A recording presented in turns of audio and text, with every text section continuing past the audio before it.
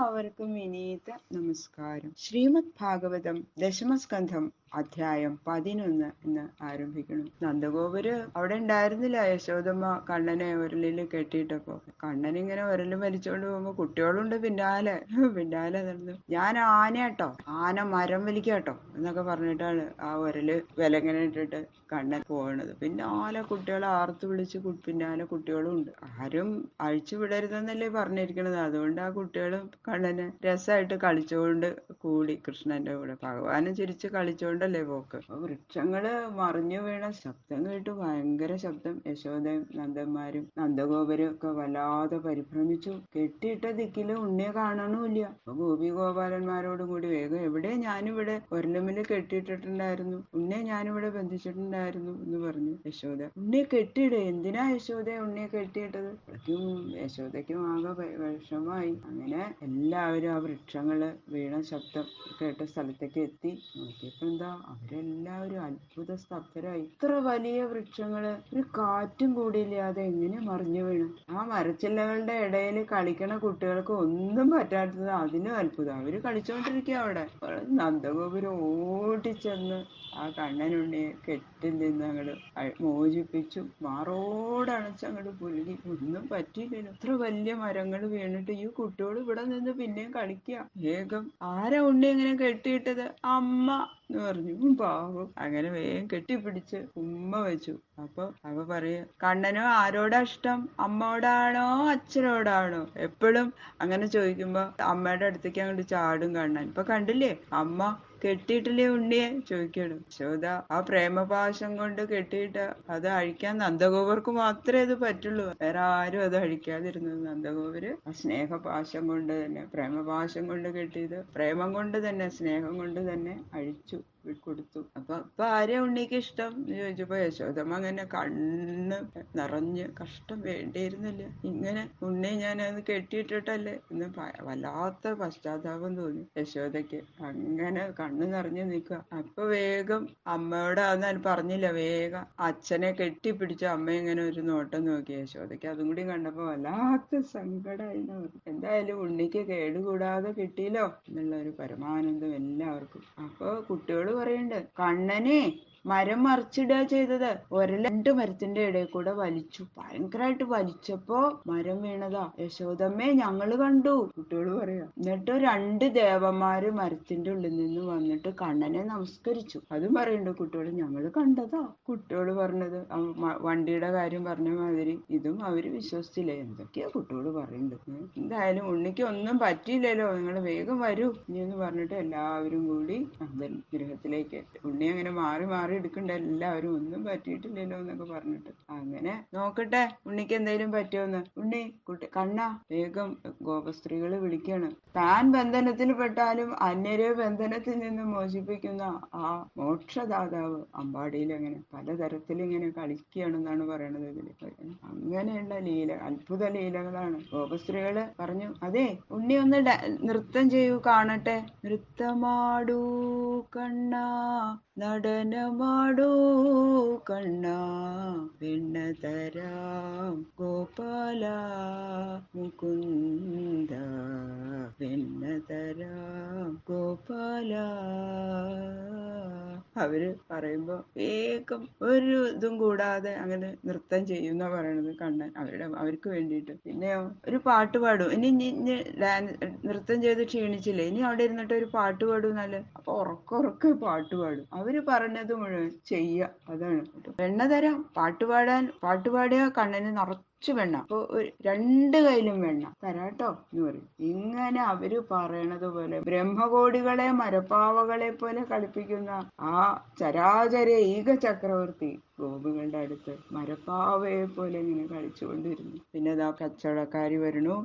പഴം നിറച്ച് കയ്യിൽ കൊടുത്ത കച്ചവടക്കാരിയെ അനുഗ്രഹിക്കണു, രത്നങ്ങൾ കൊടുത്ത്. പിന്നെ ഇതാ എല്ലാവരും ഗോപന്മാരെല്ലാവരും പറഞ്ഞു, ഇങ്ങനെ എത്രയെത്ര ആപത്തുകളായി ഇപ്പൊ ഇവിടെ വരണു. ഇനി നമുക്ക് ഇവിടെ താമസിക്കണ്ട, നമുക്ക് അവിടെ വൃന്ദാവനം എന്ന് പറഞ്ഞിട്ട് നല്ലൊരു സ്ഥലമുണ്ട്, അവിടേക്ക് പോവാന്ന് പറഞ്ഞിട്ട് വൃന്ദാവനത്തിലേക്ക് പോണു. അപ്പൊ അവിടെയും വരണു അസുരന്മാര്, അവരൊക്കെ കണ്ണൻ വധിക്കണു. ഇതൊക്കെയാണ് അടുത്ത ഇത് അധ്യായത്തിലെ കഥകള് നമുക്ക് ശ്ലോകങ്ങൾ നോക്കാം. ശുക്ലാം വരധരം വിഷ്ണു ശശിവർണം ചതുർഭുജം പ്രസന്നവദനം ധ്യായേൽ സർവവിഘ്നോപശാന്തയേ ഗുരവേ സർവലോകാനാം ഭിഷജേ ഭവരോഗിണാം വിധയേ സർവവിദ്യാനാം ദക്ഷിണാമൂർത്തയേ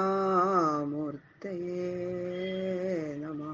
കോമളം കൂജയൻ വേണും ശ്യാമളോയം കുമാരക വേദവേദ്യം പരം ബ്രഹ്മ ഭാസതാം പുരതോ മമ. സരസ്വതി നമസ്തുഭ്യം വരദേ കാമരൂപിണി വിദ്യാരംഭം കരിഷ്യാമി സിദ്ധിർഭവതു മേ സദാ.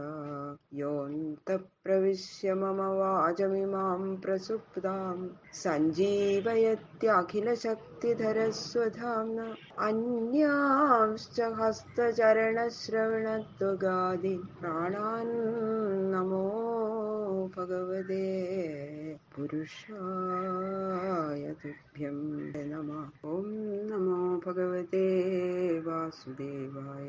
ഓം നമോ ഭഗവതേ വാസുദേവായ.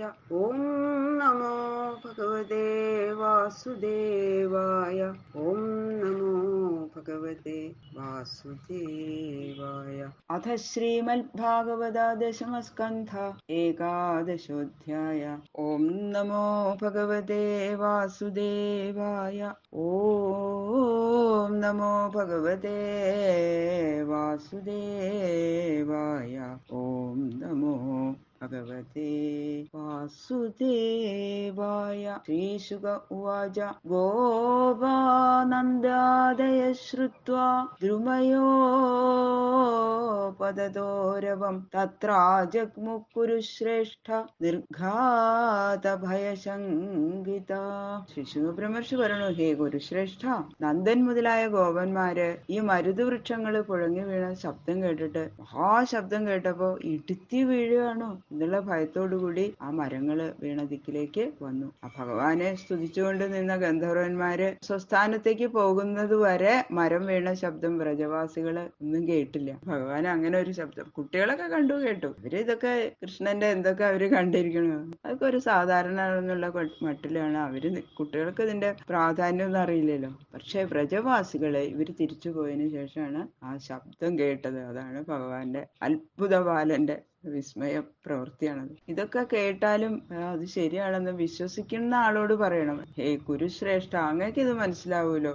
ഭൂമ്യാം നിപതിതൗ തത്ര ദദൃശുർയമളാർജുനൗ ബഭ്രമുസ്തദവിജ്ഞായ ലക്ഷ്യം പതനകാരണം ഉലൂഖലം വികർഷന്തം ദാംനാബദ്ധം ജബാലകം കസ്യേദം കുദാശ്ചര്യം ഉത്പാദയിതി കാതരാഃ. അപ്പോ എല്ലാവരും ഗോപന്മാരും ഗോപസ്ത്രീകളൊക്കെ അവിടെ എത്തിയപ്പോ ഭൂമിയിൽ ഇങ്ങനെ അടിയോടെ പുഴങ്ങി വീണ് കിടക്കുന്ന ഈ അർജുന വൃക്ഷങ്ങള്, മരുതുമരങ്ങള് കണ്ടു. ഇത് എങ്ങനെയാണ് ഇവര് വീണത്? ഉരലില് കയറുകൊണ്ട് കെട്ടിയിരിക്കുന്ന ഈ കുട്ടി ഉരലിനെ വലിച്ചും കൊണ്ടിരിക്കുന്നുണ്ട്. അപ്പോഴിങ്ങനെ വലിച്ചോണ്ടിരിക്കുക. അങ്ങനെയാണ് കളിക്കണത് കുട്ടികള്. ഉരലും വലിച്ചോണ്ട് കണ്ണൻ അതിന്റെ ഇടയിൽക്കൂടെയൊക്കെ നടക്കുന്നുണ്ട്. മരങ്ങൾ വീണ് കിടക്കുന്നുണ്ട്. അതിന്റെ ഇടയിടയ്ക്ക് കൂടെ തന്നെ അവരിരുന്ന് കളിക്കുകയാണ്. അപ്പോ ഈ വൃക്ഷങ്ങള് പതിച്ചത് ഈ കുട്ടിയും ഈ ഉരലും തന്നെയാണ് കാരണത്. അത് സ്പഷ്ടമാണ്. എങ്കിലും ഇത്ര ഭയങ്കര വമ്പിച്ച രണ്ട് വൃക്ഷങ്ങൾ എങ്ങനെയാ ഈ ചെറു പൈതലും ഉരലും കാരണം വീഴുന്നത്? മനുഷ്യർക്കൊന്നും വിചാരിക്കാൻ പോലും കഴിയാത്ത സംഗതിയാണ്. അപ്പൊ ഇത് വല്ല അസുരന്മാരും ചെയ്തതായിരിക്കും, അങ്ങനെയാവും എന്ന് ചിലര് പറയുന്നുണ്ട്. അപ്പൊ ഇത് അവരൊന്നും അടുത്തൊന്നും കാണാനുമില്ല. ഇത് എന്തൊരു ആശ്ചര്യമാണ്. അപ്പൊ ചിലര് പറയുന്നുണ്ട്, ഈ കുട്ടികൾക്കൊന്നും പറ്റിയില്ലല്ലോ, കണ്ണനും കുട്ടികൾക്കും എന്തോ ഒരു ആപത്ത് വരാൻ പോണെന്നാ എനിക്ക് തോന്നണേ. അതിന്റെ ഒരു ദുർലക്ഷണാണെന്നാ തോന്നണത് എന്നങ്ങനെ ചിലര് പലരും പല വിധങ്ങളിൽ ഗോപന്മാരും അഭിപ്രായം പറഞ്ഞുകൊണ്ടിരിക്കുക. അപ്പൊ കുട്ടികൾ പറഞ്ഞു, ബാലാഊജുവനേനീതി തിര്യഗതമുലൂഖലം വികർഷതാ മധ്യഗേന പുരുഷാവാപ്യ ചക്ഷ്മഹി. കുട്ടികള് പറഞ്ഞു, മരങ്ങളുടെ ഇടയിൽ കൂടെ ഒരലും വലിച്ചുകൊണ്ട് വന്നപ്പോഴേ ഒരലെ വൃക്ഷങ്ങളുടെ നടുക്കങ്ങോട്ട് പെട്ടു. അപ്പൊ ഉരലിനെ ഈ കണ്ണൻ ബലമായിട്ട് അങ്ങോട്ട് വലിച്ചപ്പോ അപ്പോഴാ ഈ മരങ്ങളൊക്കെ വീണത്. അത് മാത്രല്ല കേട്ടോ, ഈ മരങ്ങളിന്റെ ഉള്ളിൽ ദിവ്യ ശരീരങ്ങളോട് കൂടിയ 2 പുരുഷന്മാര് ഭഗവാന്മാരെ പോലെ അവര് വന്നു. അത് ഞങ്ങള് കണ്ടു. എന്നിട്ട് കണ്ണനെ അവര് നമസ്കരിച്ചു, എന്നിട്ട് പോയി എന്നൊക്കെ ഇവരിങ്ങനെ പറയുന്നുണ്ട്. അവര് ആളുകളെ വിശ്വസിക്കുക ഇതൊക്കെ പറഞ്ഞ. നത്തേ തദുക്തം ജഗുർഹുർ ന ഘടേതേതി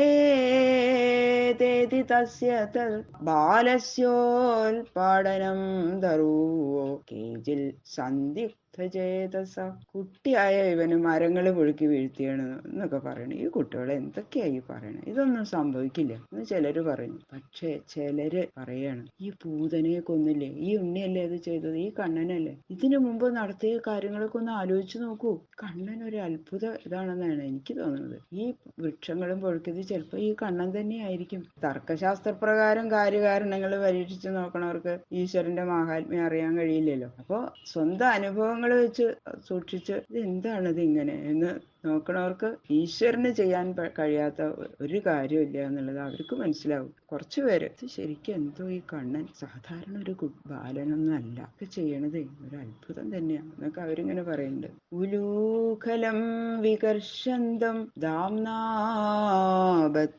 സ്വമാത്മജം വിലോക്യ നന്ദ പ്രഹസത് വദനോ വിമോചക. ആ കയറുകൊണ്ട് കെട്ടി ഒരലും വലിച്ചോണ്ട് ഇങ്ങനെ നടക്കണ ആ കണ്ണനെ കണ്ടപ്പോ വല്ലാത്ത സങ്കടം തോന്നി നന്ദഗോപർക്ക്. എന്നിട്ട് പറഞ്ഞു, അതെ അണ്ണാ, അച്ഛൻ വിളിക്കുമ്പോ അച്ഛന്റെ അടുത്തുനിന്ന് വേഗം അമ്മ എനിക്കിഷ്ടം എന്ന് പറഞ്ഞിട്ട് അമ്മയുടെ അടുത്തേക്ക് ഓടി പോവാറില്ലേ ഉണ്ണി? അച്ഛൻ എടുക്കാൻ വരുമ്പോ കണ്ണനെ ഒരലിൽ കെട്ടിയിട്ടത് അമ്മയല്ലേ, അച്ഛൻ അഴിച്ചു തരാട്ടോ എന്ന് പറഞ്ഞിട്ട് വേഗം ചെന്ന് സ്നേഹത്തോട് കൂടിയിട്ട് അഴിച്ചു. പുഞ്ചിരിച്ചുകൊണ്ട് കണ്ണന്റെ സമീപത്ത് ചെന്നിട്ട് ആ ഒരലിന് കെട്ടങ്ങടെ അഴിച്ചു വിടുകയാണ്. സകല ലോകങ്ങളുടെയും ജന്മജന്മാന്തരങ്ങളിലും ഉള്ള സംസാര ബന്ധങ്ങൾ തീരെ നശിപ്പിച്ചു മുക്തി നൽകുന്ന ഭഗവാനെ ആ യശോദ ബന്ധിച്ചു. നന്ദഗോപര് അഴിച്ചു വിട്ടു. ആ പ്രേമപാശം കൊണ്ട് കെട്ടിയത് സ്നേഹം മൂർത്തിയായിട്ടുള്ള നന്ദഗോപർക്ക് മാത്രമേ അത് അഴിക്കാൻ പറ്റുള്ളൂ. അങ്ങനെ നന്ദഗോപർക്ക് മാത്രം, അതാണ്, വേറെ ആർക്കും അത് അഴിക്കാൻ പറ്റില്ലല്ലോ. ആ കെട്ട് അഴിക്കണമെങ്കിൽ നന്ദഗോപര് തന്നെ വരണം. ഗോപീഭിസ്തോഭിതോ നൃത്യൽ ഭഗവാൻ ബാലവൽ കൊജിൽ ഉൽഗായതി കൊജിൽ മുക്ത തദ്വശോ ദാരുയന്ത്രവത്. പ്രജവാസികൾ ഇതങ്ങോട്ട് കണ്ടപ്പോ വല്ലാത്ത വ്യസനം അവർക്ക്. അപ്പൊ അവരുടെ വ്യസനമൊക്കെ മാറ്റി അവരെല്ലാവരും നല്ല രസമായിട്ട് ആനന്ദത്തിലിരിക്കാൻ വേണ്ടിയിട്ട് ഓരോരോ ബാലലീലകള് പ്രാകൃത, ഞാനൊരു കുഞ്ഞു കുട്ടി എന്നുള്ള ഭാവത്തില് പല പല കളികളും കളിക്കുകയാണ് അവിടെ. ഗോപസ്ത്രീകള് പറഞ്ഞു, ഉണ്ണി ഒരലും വലിച്ചോണ്ട് പോയപ്പോ ഉണ്ണിക്ക് കാല് വേദനിച്ചോ, കൈ വേദനിച്ചോ, നോക്കട്ടെ, ഉണ്ണിക്ക് നൃത്തം ചെയ്യാൻ പറ്റുമോ നോക്കട്ടെ. ഇവൻ തന്നെ കേട്ടോ മിടുക്കൻ. കളിക്കാൻ നല്ലവണ്ണം അറിയണത് ഈ കണ്ണന് മാത്രം. മറ്റു കുട്ടികൾക്കൊന്നും ഈ കണ്ണന്റെ പോലെ കളിക്കാൻ അറിയില്ല. കണ്ണനൊന്ന് നൃത്തം ചെയ്ത് കാണിച്ചു കൊടുക്കും ഇവർക്ക്, ഒന്ന് കാണട്ടെ എല്ലാവരും. അപ്പൊ അങ്ങോട്ട് പറഞ്ഞില്ലേ തുടങ്ങി. അവരുടെ വാക്ക് കേട്ട് മോഹിച്ചവൻ എന്ന പോലെ സമസ്ത ഐശ്വര്യ പരിപൂർണനായിരിക്കുന്നുവെങ്കിലും അത്യന്തം പ്രാകൃതനായിരിക്കുന്ന ബാലന്റെ ഒരു കുഞ്ഞു കുട്ടിയുടെ പോലെ കുറെ നേരം നർത്തനം ചെയ്തു എന്നാ പറയുന്നത്. ആ ഗോപസ്ത്രീകൾ പറയണനുസരിച്ച് അതവര് പറഞ്ഞപ്പോ കേവന് ഞാനല്ലേ കേവൻ ഇവരെക്കാളൊക്കെ എന്നുള്ള മട്ടില് അവര് പറഞ്ഞതിനനുസരിച്ച് ഇങ്ങനെ നൃത്തം ചെയ്യും. ഇവരത് കണ്ടിങ്ങനെ രസിച്ചിരിക്കുക. കുറെ കഴിഞ്ഞപ്പോ ഈ കണ്ണനെ പോലെ പാട്ട് പാടാൻ അറിയുന്നവരാരാ? ആരുമില്ല കണ്ണ. ഇവർക്കൊന്നും അറിയില്ല, ഒരു പാട്ടും അറിയില്ല. കണ്ണനൊരു പാട്ട് പാട് കേക്കട്ടെ.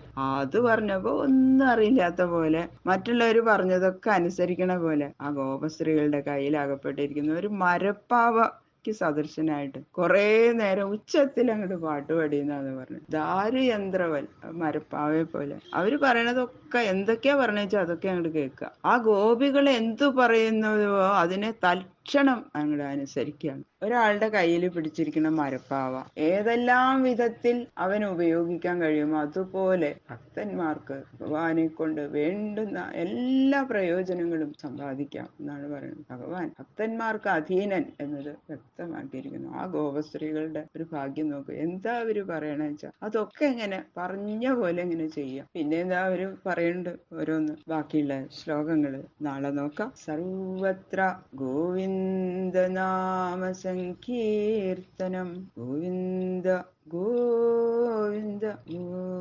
ഗോവിന്ദ.